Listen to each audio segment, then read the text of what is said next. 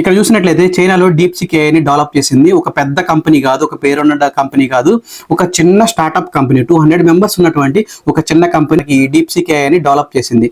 దానికి China government full support ఇచ్చింది, అంటే ఫండ్ ఇచ్చింది దానికి. కానీ అలాంటి సిచ్యువేషన్ మన ఇండియాలో జరిగిద్దా? ఒకవేళ ఎవరికైనా టెక్నికల్ నాలెడ్జ్ ఉండి దాన్ని డెవలప్ చేస్తే విత్ ఫ్రీ ఆఫ్ కాస్ట్, అంటే మన గవర్నమెంటే ఫండ్ ఇచ్చి దాన్ని డెవలప్ చేయండి అని చెప్పేసి ఎక్కడైనా సరే మన దేశం మొత్తం మీద ఎక్కడైనా సరే అలాంటిది ఇప్పటివరకు ఎప్పుడైనా జరిగిందా చెప్పండి? ఒక మారుమూల గ్రామం నుంచి కానీ, ఒక మారుమూల ఊరు నుంచి కానీ ఒక పర్సన్ టెక్నాలజీతో వస్తున్నా కానీ, లేకపోతే ఒలింపిక్స్లో వెళ్ళాలనుకున్నా కానీ, ఒక అన్నిట్లో ముందుండాలి అని ఒక జీల్తో వెళ్ళాలనుకున్నవాడు ఆ పొజిషన్కి వెళ్తున్నాడా? వెళ్ళట్లేదు. వాళ్ళు వెళ్ళాలంటే ఎంతో కొంత ఖర్చు పెట్టాల్సి వస్తుంది.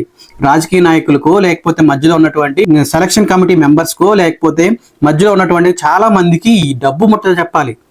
అంటే లంచాలు ఇచ్చుకోవాలి. మనం లంచాలు ఇస్తే గానీ అక్కడ దాకా వెళ్తారో లేదో అని చెప్పేసి చాలా మంది కూడా ఇలా డబ్బు ఖర్చు పెట్టలేకుండా వాళ్ళ టాలెంట్ని వాళ్ళలోనే దాచిపెట్టుకొని ఇంకా ఏం చేయాలో తెలియక, డబ్బు లేక, సపోర్ట్ లేక, అంటే ఫినాన్షియల్ సపోర్ట్ లేక, లేకపోతే గవర్నమెంట్ సపోర్ట్ లేక వాళ్ళ ఊర్లోనో లేకపోతే నియర్ బై సిటీస్లోనో ఏదో చిన్న చిన్న ఉద్యోగాలు చేసుకుంటూ బతుకుతున్నారు.